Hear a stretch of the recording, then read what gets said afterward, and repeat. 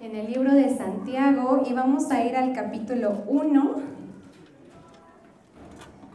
capítulo número 1, y vamos a leer el versículo 2 y 3. Santiago 1, 2 y 3. Ahora déjenme, yo lo encuentro. Santiago 1, 2 y 3. ¿Están listos?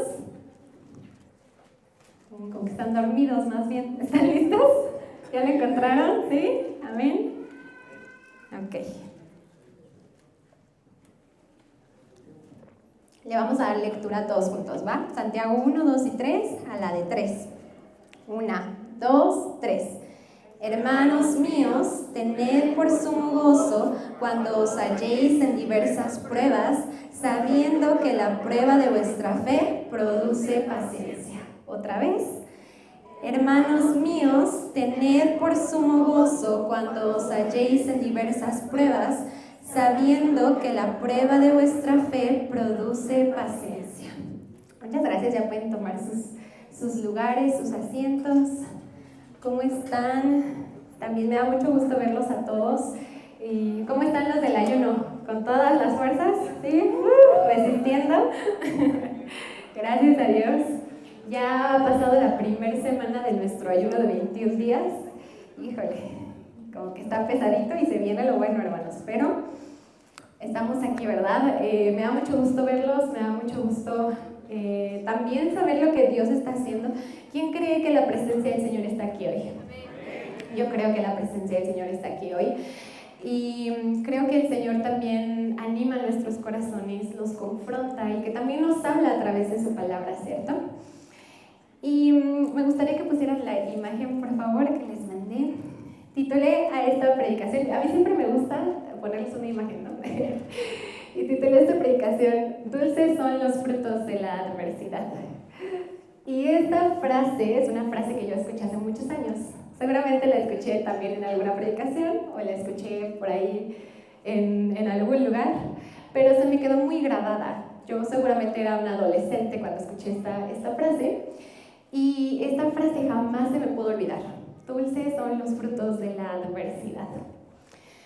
Y es por eso que así titulé la predicación. Y por alguna extraña razón, no es como que haya predicado muchas veces tampoco, pero por alguna extraña razón las veces que predico siempre lo relaciono con la naturaleza. O sea, no sé por qué. Pero aquí les puse un arbolito.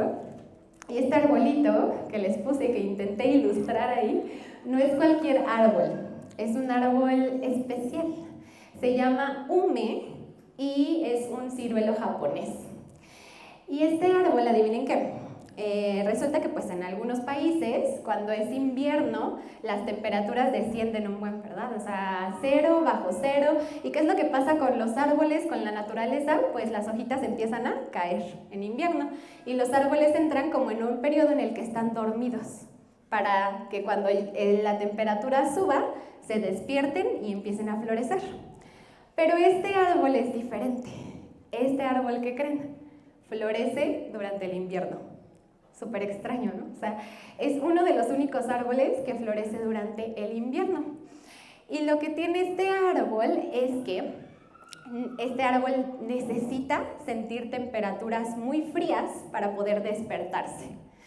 Si no siente esas temperaturas, no se despierta y no florece. Y entonces cuando las temperaturas bajan a 0 y menos lo que se les ocurra, este arbolito despierta y resulta que empieza a florecer por ahí de enero, donde está más potente el invierno, donde hace más frío. ¿Cómo está el frío ahorita, hermanos? Aquí, si aquí está frío, imagínense por allá en lugares como Canadá y así, no hombre, frío ha de estar tremendo.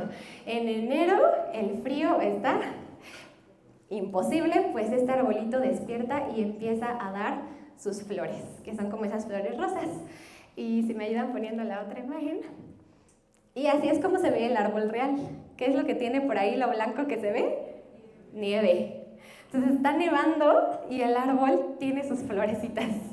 ¿No es impresionante? Porque normalmente cuando neva, pues los árboles no tienen nada, ¿no? Porque pues todo está muerto. Pero este árbol tiene sus florecitas ahí, en invierno, ¿no? Y precisamente esto yo lo relacionaba con lo que leímos al principio, ¿verdad? Santiago. Este árbol hace algo que los demás no hacen. Cuando las cosas se ponen frías y difíciles, florece. Y precisamente creo que tiene que ver con la palabra que Santiago nos está diciendo aquí. ¿Qué dice el versículo? Tened por sumo gozo cuando os halléis en diversas pruebas, sabiendo que la prueba de vuestra fe produce paciencia. Y fíjense que Santiago les dice a los hermanos, tengan por sumo gozo. ¿A poco tú dices así como, no, pues todo me está yendo mal, todo está, ya me corrieron del trabajo, no tengo dinero, estamos bien peleados en mi familia, pero no, hombre, qué buena está la vida, ¿no? Este es el mejor día de mi vida. Pues no, ¿verdad? Entonces, lo que dice Santiago aquí podría parecer como que irónico, ¿no? Tengan gozo, tengan por gozo cuando pasen por pruebas, ¿verdad? Y el gozo aquí no solamente es una emoción que les está diciendo, siéntanse felices cuando se encuentren en dificultades, sino es una decisión consciente. Y les voy a decir por qué, tal vez más adelante lo vamos a entender. Dice después, cuando os halléis en diversas pruebas, ¿verdad? Esto quiere decir pruebas de todo tipo. Diversas no quiere decir como varias al mismo tiempo, ¿no? Que también puede ser. Pero también quiere decir de todo tipo, ¿no? Pruebas de todo tipo, difíciles, no muy difíciles, chiquitas, pequeñas, medianas, muy grandes, de todo tipo. Y luego dice, sabiendo que la prueba de vuestra fe produce paciencia. ¿Qué quiere decir esto? Paciencia viene del griego, de una palabra griega que es upomone. Y esa palabra no solamente significa como, pues ahí ten paciencia, ¿no? Va a producir paciencia tu adversidad, tu prueba, sino upomone significa perseverancia, constancia, paciencia. Se refiere a la capacidad de mantenerte firme y constante en la fe, incluso en medio de dificultades o sufrimientos. ¿Qué significa paciencia? Capacidad de mantenerte firme y constante en la fe, incluso en medio de dificultades y sufrimientos. Entonces Santiago les está diciendo, tengan por gozo cuando pasen por pruebas, sabiendo que esta prueba va a producir en ti que seas constante, que seas firme, que seas paciente, que seas perseverante en este camino de la fe. No es simplemente aguantar la adversidad, sino hacerlo con una actitud de esperanza y confianza en el Señor. Y déjenme decirles que aquí Santiago se refiere a pruebas que vienen del Señor, ¿no?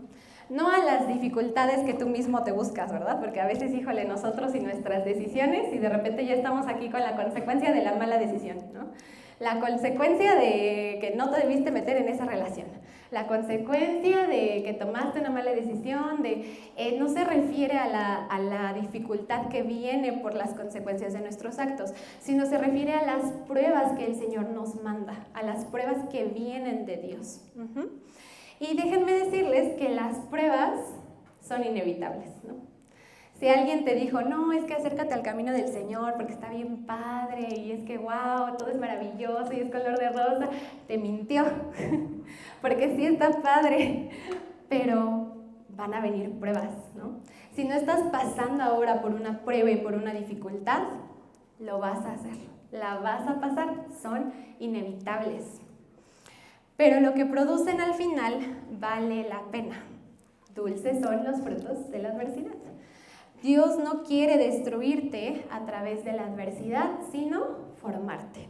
Eso es lo que el Señor planea hacer cuando hay tiempos difíciles. Y hoy quiero darte algunos puntos de qué es lo que la adversidad puede producir en tu vida. ¿Qué es lo que la adversidad me va a dejar? Porque a veces decimos, no, es que esto está bien difícil, ya no puedo más y ni veo para qué estoy pasando por esto. El Señor siempre tiene un propósito por el cual te permite pasar por esa adversidad o por esa prueba. Y hoy quiero darte algunos puntos. Y el primero es que la adversidad produce una revelación profunda de quién es Dios. Si tú hasta ahora has conocido a Dios y tienes una relación con el Señor, bueno, pues la prueba te hace subir un escaloncito más. como unos escalones, ¿no? En el que tú vas y ahí vas en el primer escaloncito, conoces al Señor, y en el segundo escaloncito un poquito más, y luego conoces al Señor como tu proveedor, y luego conoces al Señor como tu sanador, y bueno, y la siguiente prueba es para que tú sigas subiendo escaloncitos, ¿verdad? La adversidad produce una revelación profunda de quién es Dios. Y me gustaría que me acompañen al libro de Job, y vamos a leer el capítulo número 1, del versículo 1 al 5. ¿Okay? Job 1, del 1 al 5.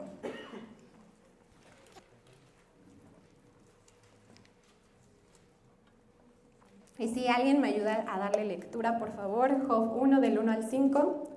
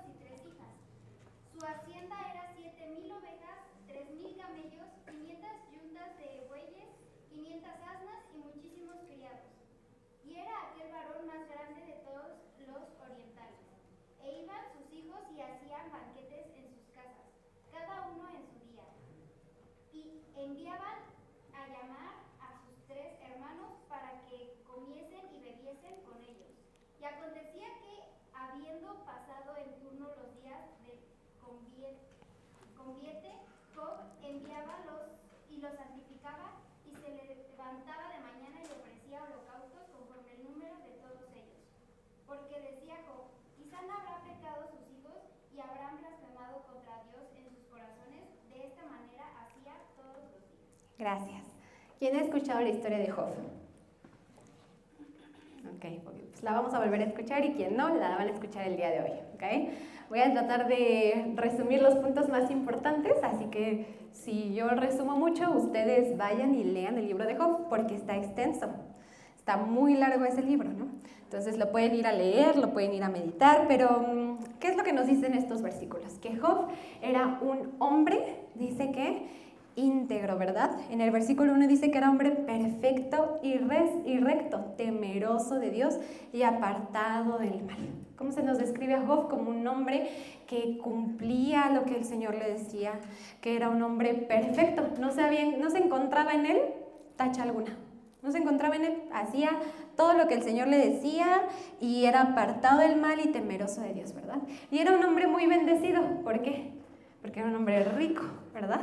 Dice que nos describe ahí, ¿verdad? Todo lo que tenía, todo su ganado, y tenía aparte 7 hijos y 3 hijas, y tenía muchas posesiones, y entonces para Job todo iba así como bomba, ¿no? Él era perfecto, él era increíble, tenía todo, su familia estaba grande, se imaginan las reuniones familiares, y dice que sus hijos, ¿verdad?, se reunían, y Job tenía un buen corazón, ¿verdad? Dice en el versículo 5, enviaba y los santificaba, y se levantaba de mañana y ofrecía holocaustos conforme al número de todos ellos, ¿no?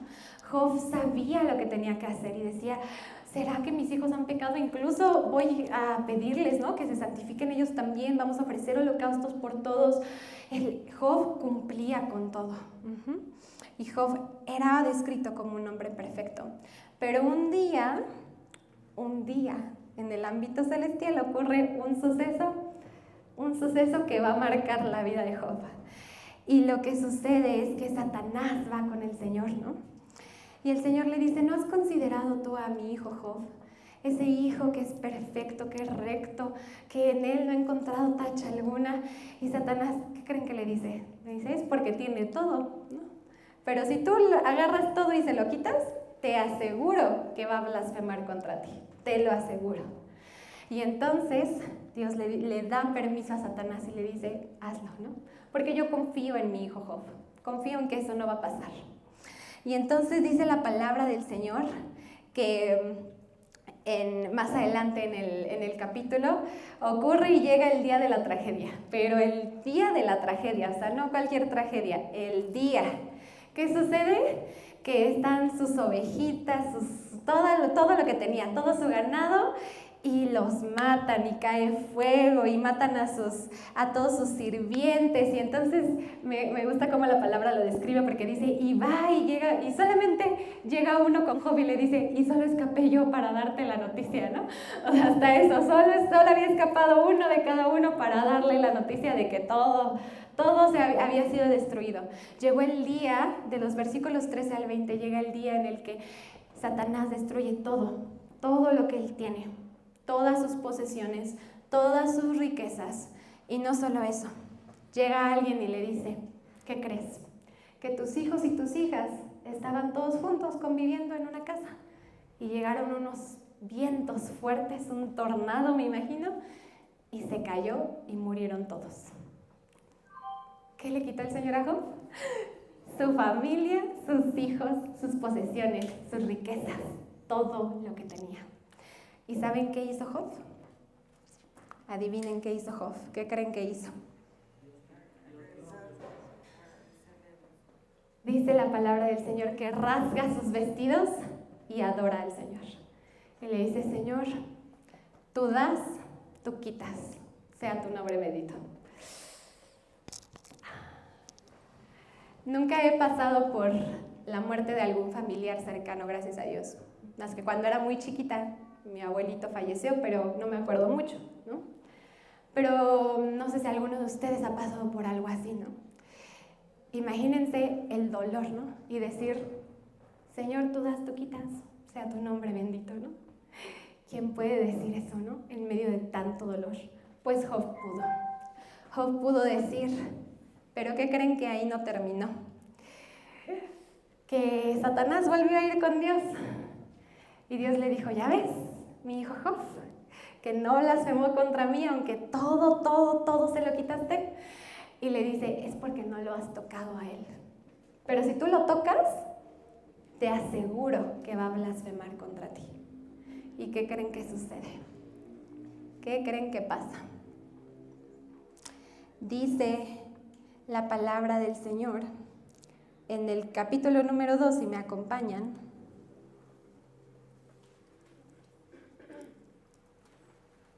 Capítulo número 2, versículo 7. Dice, entonces salió Satanás de la presencia de Jehová e hirió a Job con una sarna maligna, desde la planta del pie hasta la coronilla de la cabeza. Y tomaba Job un tiesto para rascarse con él y estaba sentado en medio de ceniza. ¿Qué pasó? Que lo que le sobraba a Job, su salud, le fue quitada, ¿no? Le salieron heridas desde la coronilla de la cabeza, imagínense eso, desde la coronilla hasta la planta del pie. Y dice que agarraba como un pedazo de tejado y se rascaba. ¿Y estaba sentado sobre qué? Sobre su ceniza, sobre lo que le salía, de lo que se rascaba, imagínense eso. Y en el versículo siguiente me impresiona, porque algo le sobraba a Job. ¿Qué era? Su esposa. Y dice en el versículo siguiente, entonces le dijo su mujer, ¿aún retienes tu integridad? Maldice a Dios y muérete. No, pues mejor nada, ¿no? Dijo Job, mejor nada. Le sobraba a su esposa y su esposa le dice, maldice a Dios y muérete mejor, ¿no? ¿Aún retienes tu integridad? ¿Aún así no blasfemas contra Dios? Mírate todo lo que te pasa, todo lo que está pasando, ¿no? Y entonces todo el libro de Job son conversaciones que Job tiene. Llegan después de esto 3 de sus amigos, que cuando lo ven se duelen, pero ¿qué creen? Que sus amigos empiezan a decir, no, es que seguramente pecaste.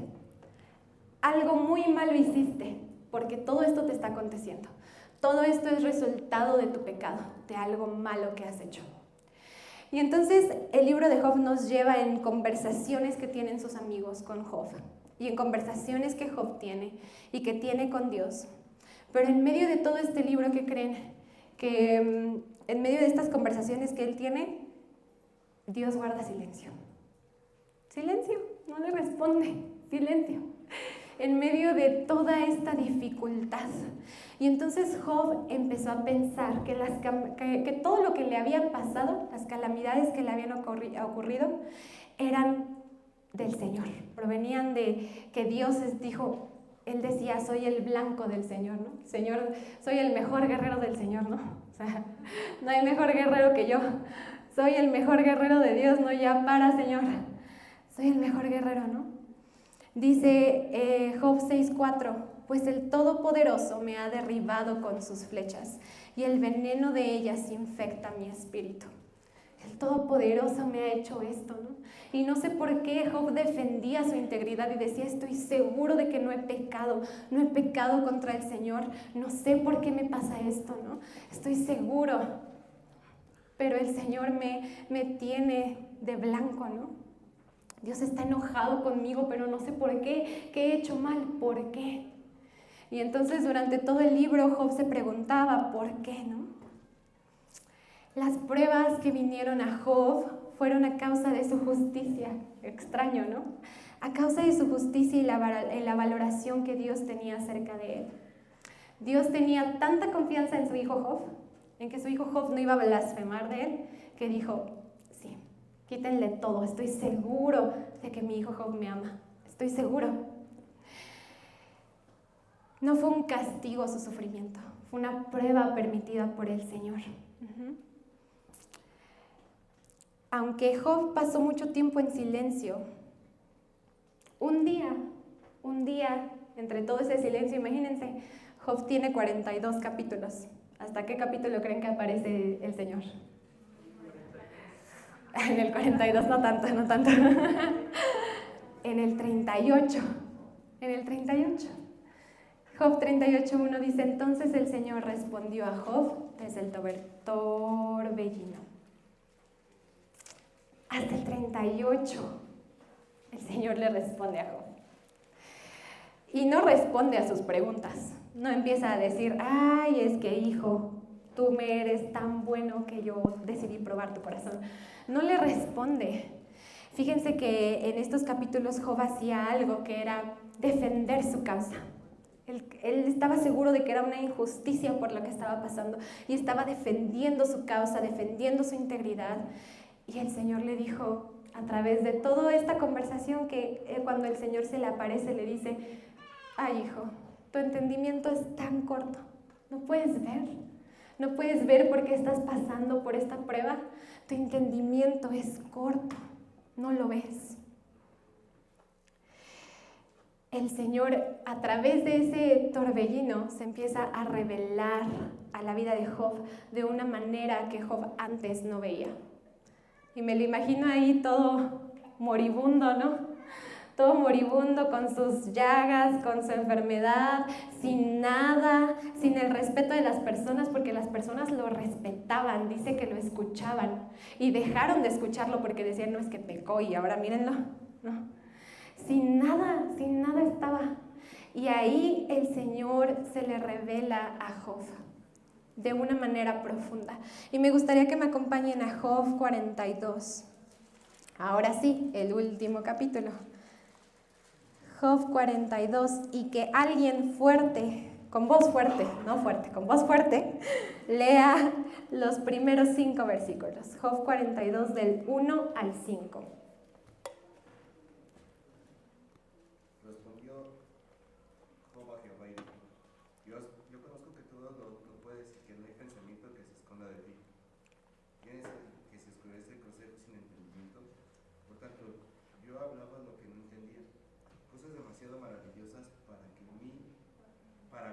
Que yo no comprendía.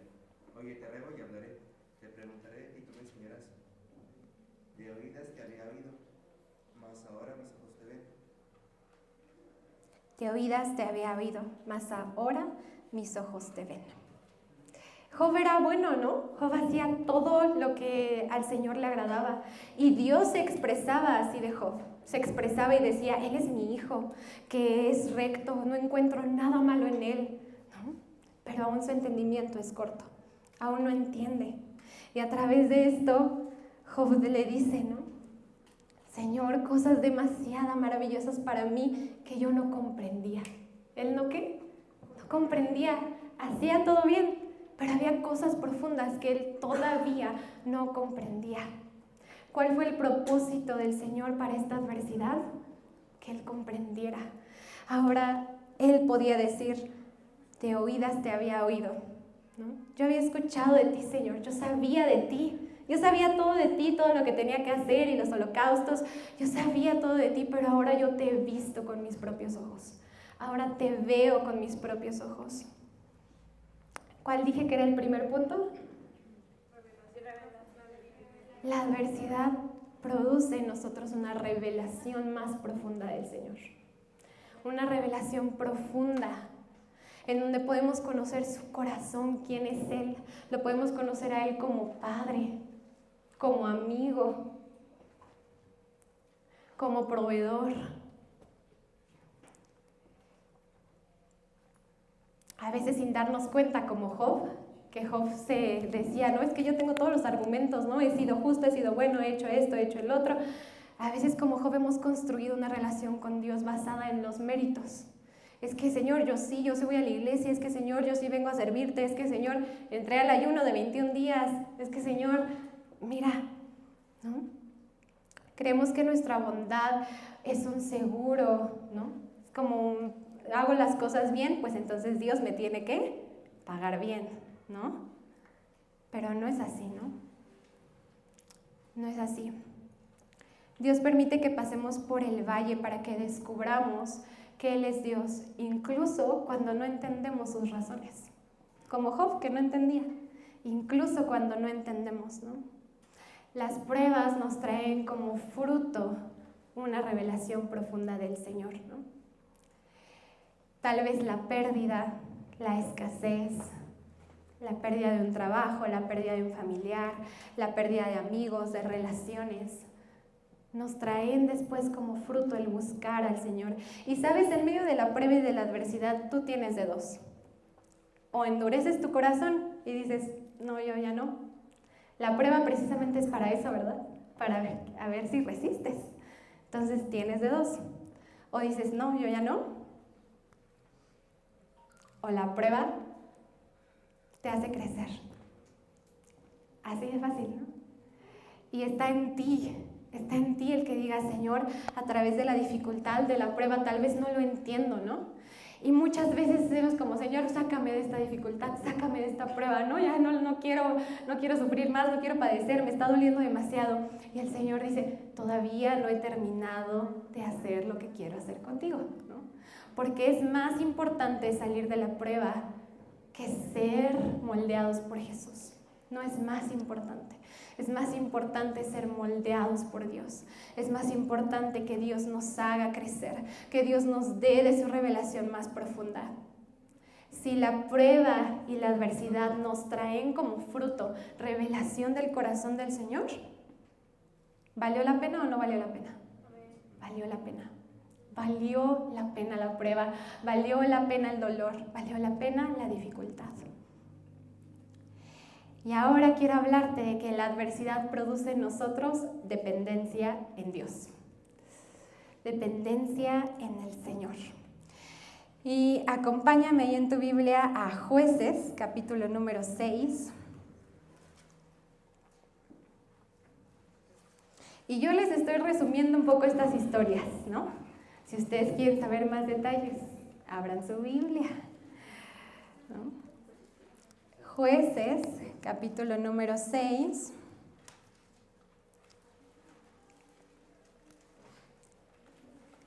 Y vamos a leer el versículo número 11.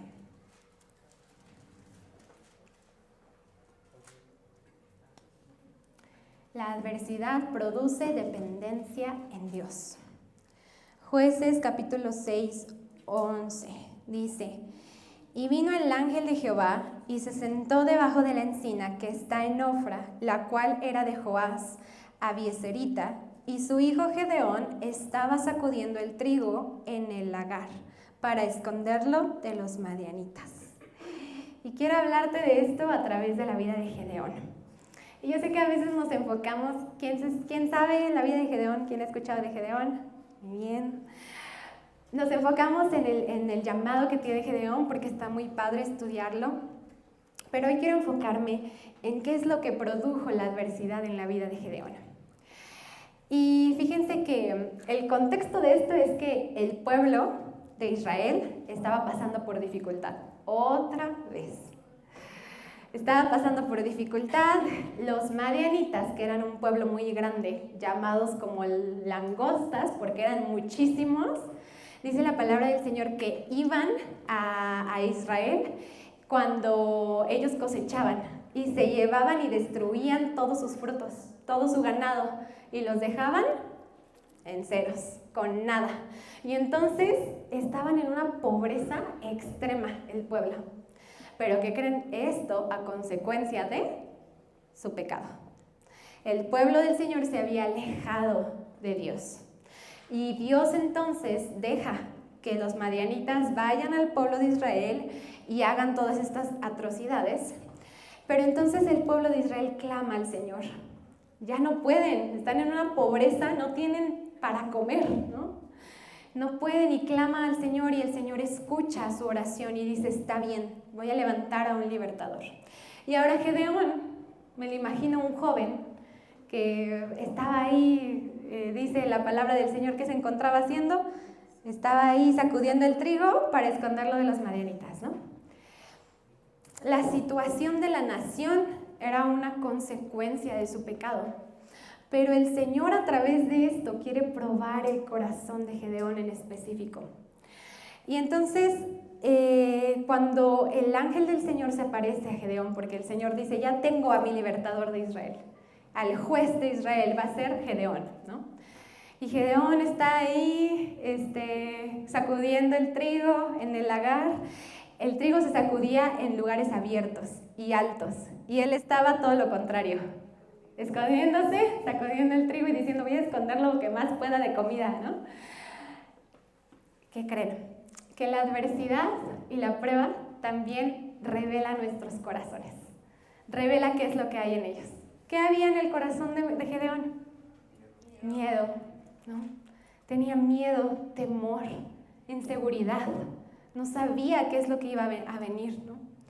Y cuando se le aparece el Señor y él está ahí sacudiendo, el Señor le dice, varón esforzado y valiente. ¿Qué? Y Gedeón así de, así, ¿no? ¿A quién le habla? ¿No? Varón esforzado y valiente. Y Gedeón responde, Señor, ¿no? ¿Por qué nos está pasando todo esto? Ya nos dejaste, nos has dejado, mira nada más cómo estamos pobres, no tenemos nada, ¿no? Y ahí empieza una conversación entre el ángel y Gedeón. Y el ángel empieza a llamar, a hacerle el llamado a Gedeón y le dice, tú te vas a levantar para libertar este pueblo, ¿no? Y Gedeón no creía, él decía, Señor, a ver, tenme paciencia, ¿no? Pero dame tú esta señal de que sí, ¿no? Y ya que le daba la señal el Señor, le decía, bueno, esta segunda señal, para estar seguros, ¿no? Y luego, ok, ya me dio las dos señales. Bueno, la tercera es la vencida, Señor. Ya con esta, ya sí lo creo, ¿no? Totalmente. Y entonces el Señor le da una serie de señales para hacerle saber que Él lo estaba llamando, que el Señor los quería libertar, ¿no? Y así es como Gedeón empieza a levantarse, ¿no? Y fíjense que después de esto, Gedeón convoca a varias de las tribus de Israel, manda mensajeros, los convoca y dice, ok, voy con todo. Y se reúnen hombres. ¿Cuántos hombres? ¿Alguien sabe? Oh, pues ya me spoilearon la historia. Se reúnen 32,000 hombres. 32,000 llegan con Gedeón a reunirse. Y la palabra del Señor dice que Dios le dice, en el capítulo número 7, si me acompañan, 7 versículo 2, si alguien lo puede leer en voz fuerte. 7 versículo 2, por favor. Jueces 7, 2. Dice, y Jehová dijo a Gedeón, el pueblo que está contigo es mucho para que yo entregue a los madianitas en su mano. no sea que se alabe Israel contra mí, diciendo, mi mano me ha salvado. ¿Cómo les dije que eran los pueblos de los madianitas? Como langostas, dice la palabra, que no se podían contar. ¿Cuántos hombres tenía Gedeón? 32,000. ¿Y qué le dice el Señor? Son muchos. Y Gedeón así de, ¿qué? ¿Son muchos? No podemos ni contar al pueblo de Madián y 32,000 son muchos. Pues Gedeón no dijo esto. Gedeón dijo, ok, Señor, está bien. Y después de esto, Gedeón empieza una limpia entre los hombres, digamos. Y Dios le dice, diles a todos los que tengan miedo que se regresen a sus casas. Y entonces se regresan, van hombres que tenían miedo. Y luego les dice, llévalos a beber agua. Y si unos beben agua de esta manera, regrésalos a sus casas. Y el punto es que, como ya me habían spoileado en la historia, quedan, ¿cuántos? 300 hombres. 300 contra miles y miles y miles de hombres. Un ejército. Y quedan 300 hombres. ¿Y saben qué decía Gedeón a todo esto? Él no decía, Señor, ¿estás seguro? Somos 300. ¿Estás seguro? No, Gedeón decía, ok, va, somos 300. Está bien, ¿no? Ok, ya mandé a los que tienen miedo y me quedaron 12,000. Está bien, ¿no? Ya mandé a los que tomaron agua de una manera. Está bien, me quedo con 300. Se quedó con 300 hombres. Adivinen el porcentaje con el que se quedó. Hagan cuentas ahí. Se quedó con menos del 1%. Menos del 1%. Mandó al 99% de sus hombres a sus casas. Y se quedó con menos del 1%. ¿Pero qué le dijo el Señor? Le dijo para que el pueblo no crea que fue por su mano. Tiene que ser evidente que he sido yo, que fui yo, ¿verdad? Y con 300 hombres, ¿qué creen que ocurrió? Ganaron. 300 hombres rodearon al campamento de los madianitas. Y no con espadas, con trompetas, con cántaros, rompiendo unos cantaritos y haciendo ruido, el Señor les dio la victoria. Irónico, ¿no? Muy irónico. A través de la adversidad y de las pruebas, el Señor nos enseña que la única salida es Él, que no hay plan B. ¿Gedeón tenía plan B? No tenía un plan B. Porque en su proceso de pasar de ser temeroso, de pasar de estar escondido, de pasar de, ¡ay, Señor! Y el Señor lo ayudó también, le dio unas cuantas señales, ¿verdad? Porque a veces así somos. A veces, Señor, me cuesta confiar, ¿no? Por favor, dame una señal. ¿Y sabes qué? Se vale. Se vale. El Señor fue paciente con Gedeón y le dijo, está bien, te voy a dar las señales que me pides, ¿no? Porque quiero que en este proceso confíes en mí y dependas de mí. Gedeón aprendió a depender del Señor y el pueblo vio como Dios era el único que podía darles la victoria. Por sus propias fuerzas, medios, méritos, ellos no podían, ni pudieron haber hecho nada, ¿verdad? A veces, ¿no? Nos encontramos en situaciones que no hay manera que tengan plan B. Casi siempre tenemos un plan B, ¿verdad? Así como de, no, Señor, es que, mira, si me salgo de trabajar, tal vez ya ahorre dinero, y tal vez emprendo, y tal vez así, y si no, pues ya busco trabajo acá, y si no acá, y así, ¿no? Muchos planes. Pero ¿qué pasa cuando tienes una enfermedad que no tiene un plan B? Cuando tienes un familiar que tiene una enfermedad que no tiene un plan B. Cuando has perdido algo. Cuando hay una relación que se terminó y que no tiene un plan B. A través de esas dificultades, el Señor nos enseña que solo dependemos de Él. Que no depende de nosotros, de nuestras fuerzas, de nadie más, solo del Señor. La obediencia, porque Gedeón fue obediente, en la prueba, es decir, Señor, no entiendo por qué me quitas esto. No entiendo, Señor, ¿por qué? No entiendo por qué me está doliendo tanto. No entiendo por qué estoy pasando por esto. No entiendo por qué mi familia está pasando por esto. No lo sé, Señor. Pero confío en que tú ganas batallas con 300 hombres. Confío en que tú ganas batallas con unos cántaros y unas trompetas, ¿no? Obedece al Señor en medio de la prueba. En medio de la prueba el Señor también te habla. Y aunque lo que te diga parezca loco, ¿no? Como a Gedeón. No, Gedeón, es que quédate con 300 hombres. ¿Quién en su sano juicio iba a decir, pues sí, yo creo que sí la armamos, ¿no? Nadie en su sano juicio iba a decir eso, ¿no? Pero Gedeón obedeció. Y esa es la diferencia. En medio de la prueba, escucha al Señor y obedece lo que te quiere decir. Y aprende a depender de Él. La adversidad nos ayuda a depender totalmente del Señor. La adversidad mata nuestra autosuficiencia y la convierte en total dependencia del Señor. Y ahora quiero decirte mi favorita de todas. Bueno, mi favorita fue la primera, pero esta es como mi primera favorita, por ahí se pelean. Pero el tercer punto es que la adversidad produce en nosotros una adoración genuina. Y esa es una de mis favoritas. Produce una adoración genuina. ¿Cuáles son las dos que ya vimos antes? Revelación de Dios, dependencia de Dios. Y ahora adoración genuina, ¿verdad? La adversidad produce en nosotros una revelación profunda del Señor. La adversidad produce en nosotros dependencia al Señor. Y la adversidad produce una adoración genuina. Y esta es una de mis favoritas. Y vamos a ir al Salmo 57.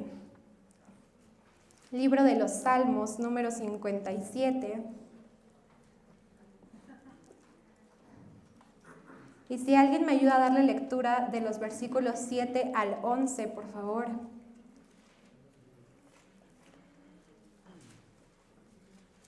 Salmo 57, del 7 al 11.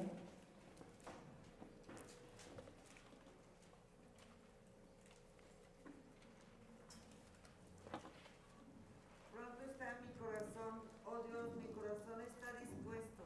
Cantaré y trovaré salmos.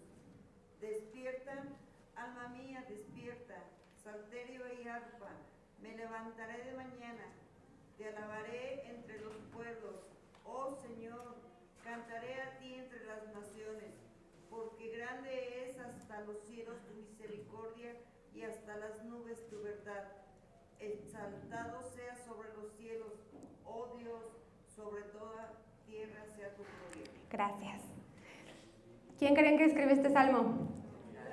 David. Creo que David es el ejemplo máximo de qué es lo que produce la adversidad en nosotros. O sea, tantas cosas se moldearon en David, pero me quiero enfocar principalmente ahorita en la adoración. Porque David es un ejemplo de adorador, Dios mío. Él escribió este salmo, este canto. Los salmos son cantos que David escribía. Y el contexto de todo esto es que David escribió este salmo en una cueva. ¿En dónde? En una cueva. Escribió este salmo en una cueva que me imagino que era una cueva oscura, húmeda, no muy cómoda, ¿verdad? En una cueva. Y me gustaría que alguien, por favor, vaya a 1 Samuel 22. 1 Samuel 22, versículos 1 y 2. 1 Samuel 22, versículos 1 y 2.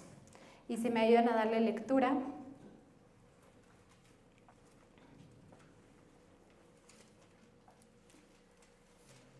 Primera de Samuel, capítulo número 22, versículos 1 y 2.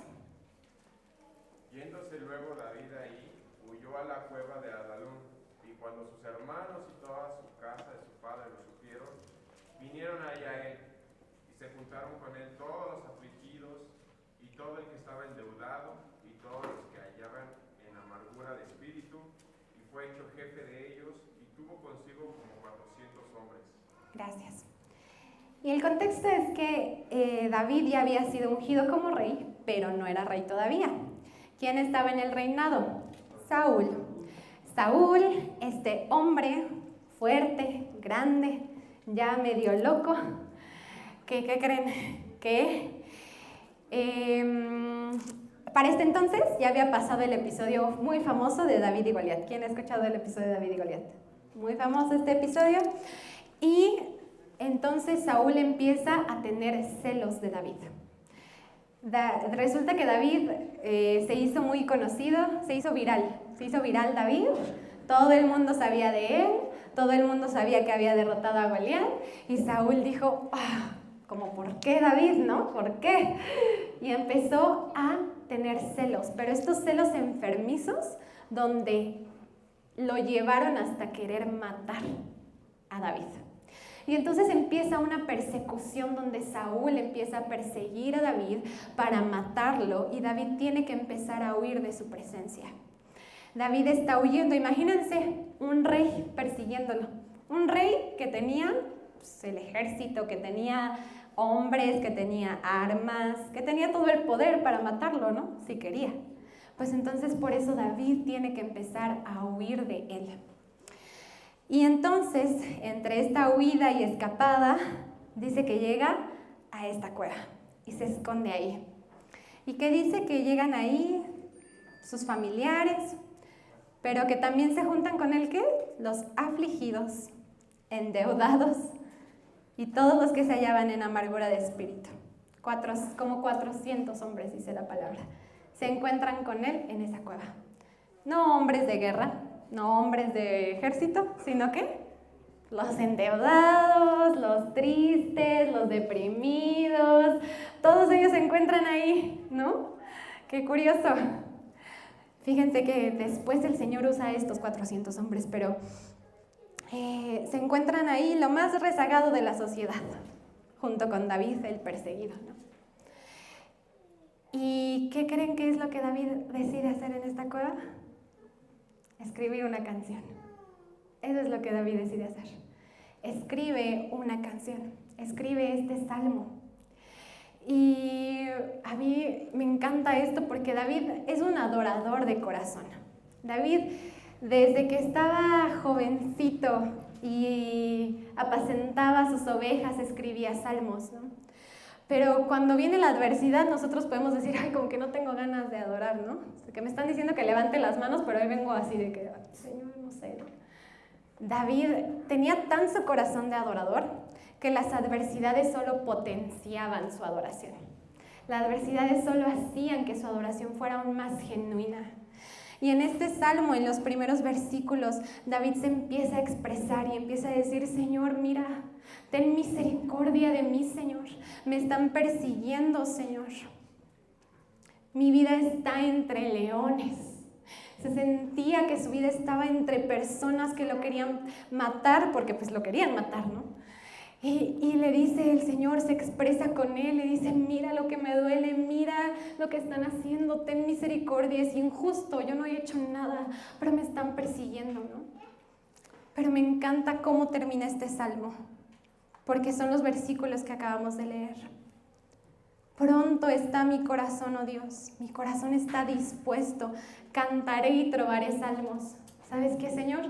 Me están persiguiendo, pero yo confío en ti. Pero yo confío en ti. La alabanza es una respuesta. Y la alabanza y la adoración no son una respuesta a tus circunstancias, a que todo te vaya bien o a que todo te vaya mal. La alabanza y la adoración es una respuesta a quién es el Señor. ¿A quién es Él? ¿A quién es Él en medio de cualquier circunstancia, de cualquier prueba, de cualquier dificultad, llámese como se llame? Es una respuesta a nuestra confianza en el Señor, a que aún en medio de tiempos difíciles podemos confiar en que Dios es nuestro ayudador. Dios es ese Dios que no se duerme, que guarda nuestra alma, que guarda nuestra vida.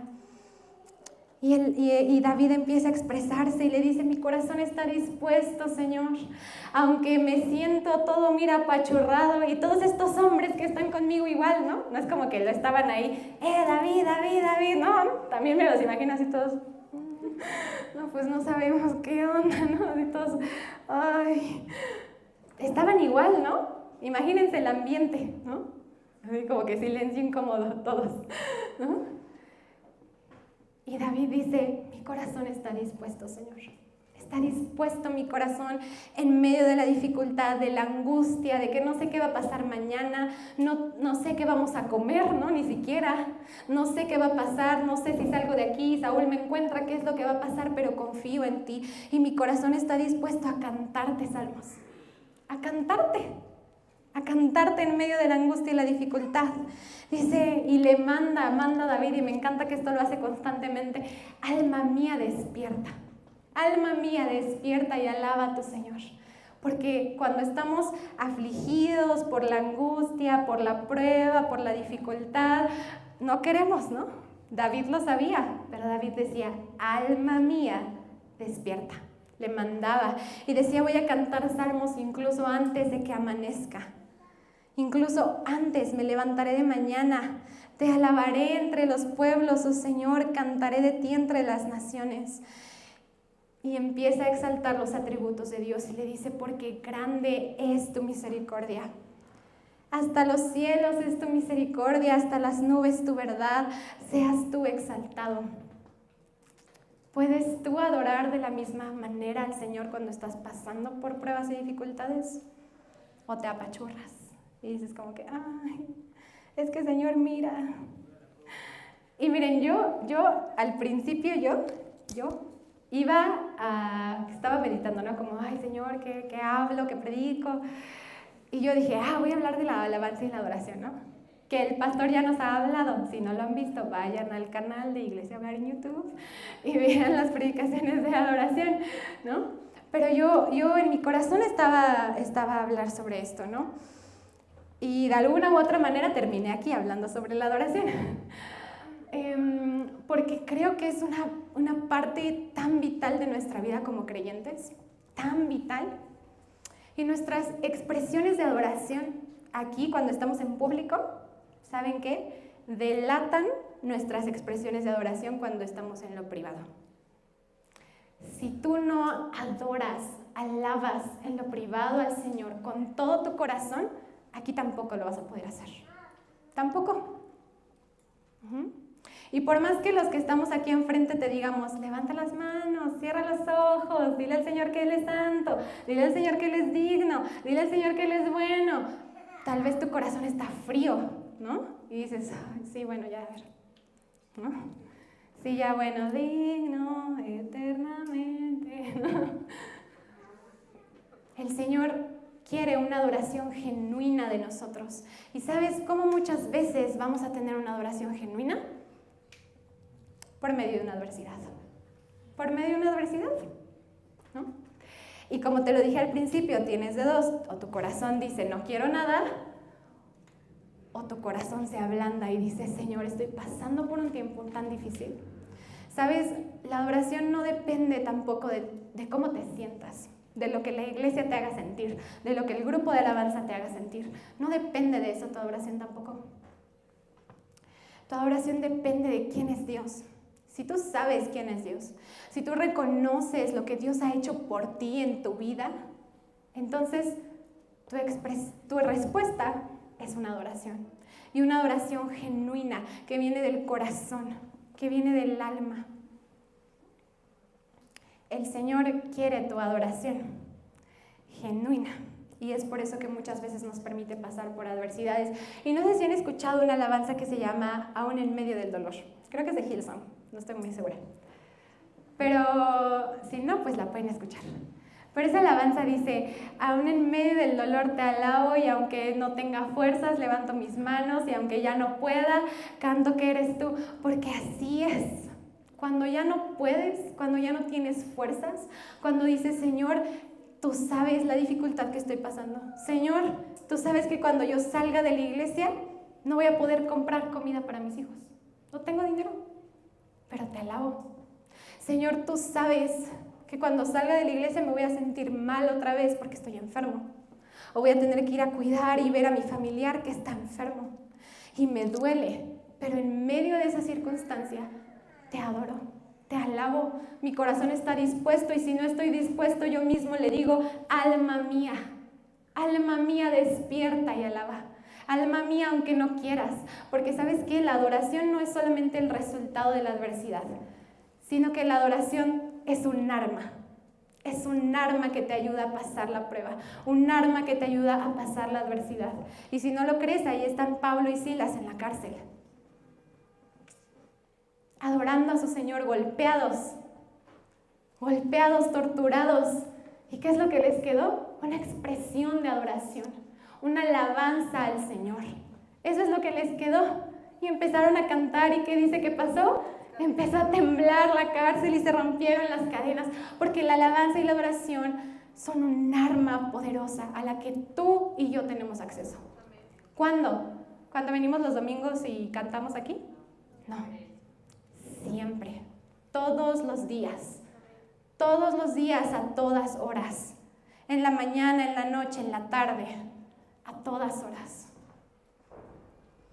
Así que hoy hemos visto que la adversidad produce en nosotros una revelación más profunda del Señor, dependencia en el Señor y una adoración genuina en medio de la adversidad. Y me gustaría que me acompañes de nuevo a Santiago. Santiago capítulo número 1.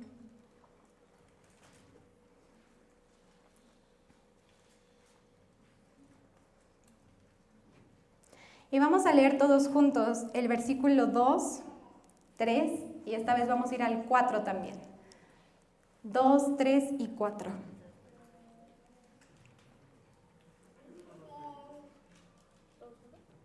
Del 2 al 4 y todos juntos, ¿va? ¿Ya lo tienen? A la de 3, lo leemos todos juntos. 1, 2, 3.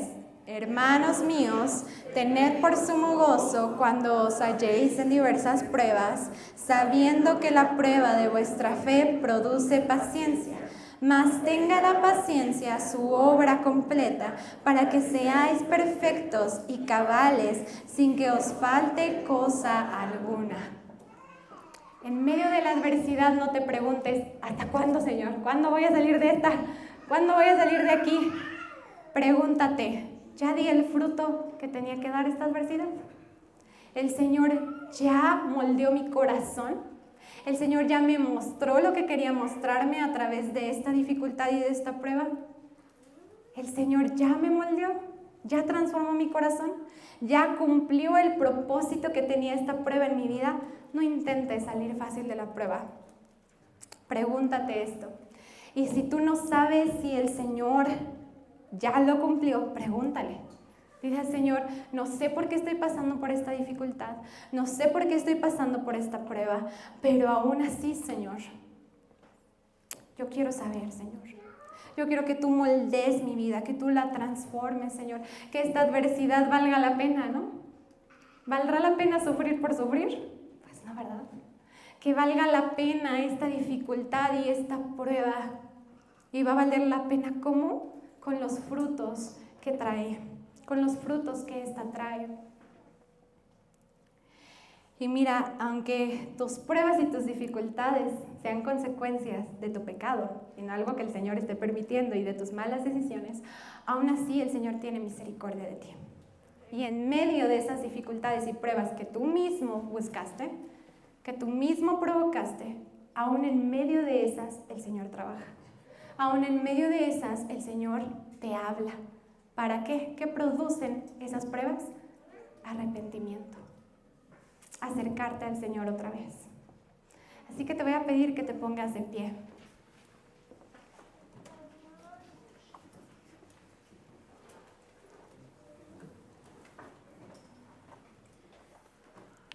Y tú tal vez dices ahorita, no, pues es que yo estoy todo bomba, no estoy pasando por ninguna dificultad, ninguna prueba, todo está bien en mi vida. Ay. Déjame decirte que la vas a pasar. Que vas a pasar por ahí, tarde o temprano. Así que esta palabra no se le olvide a tu corazón. Que esta palabra sea una palabra que se quede en ti. Porque tarde o temprano vas a pasar por esa prueba o esa dificultad.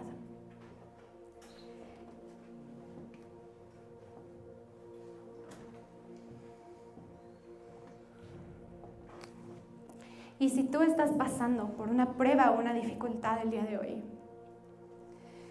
tal vez no reconoces si es consecuencia de alguna mala decisión o de tu pecado. Tal vez no reconoces si es algo que el Señor ha permitido en tu vida.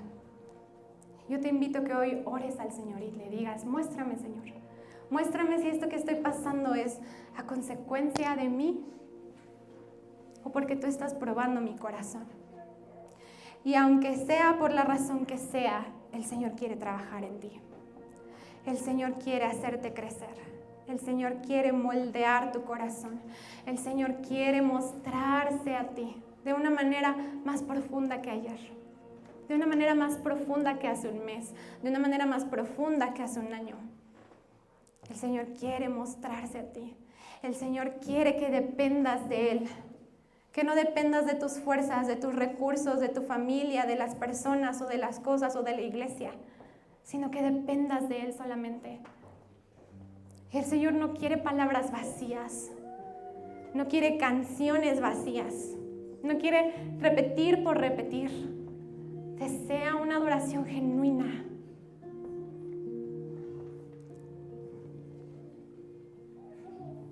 Una adoración que sea como la de María,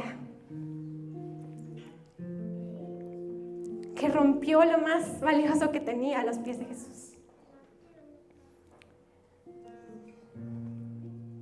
Lo más valioso que tenía. ¿Estás dispuesto a romper lo más valioso que tienes a los pies de Jesús?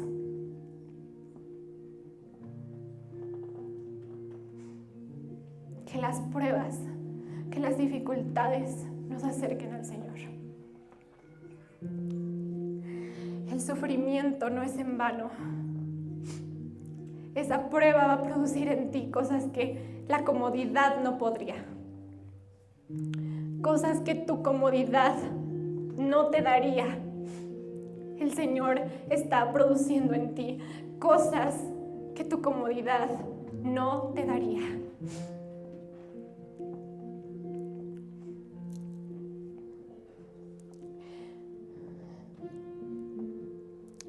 Y hoy me gustaría, como un acto de fe, como un acto en el que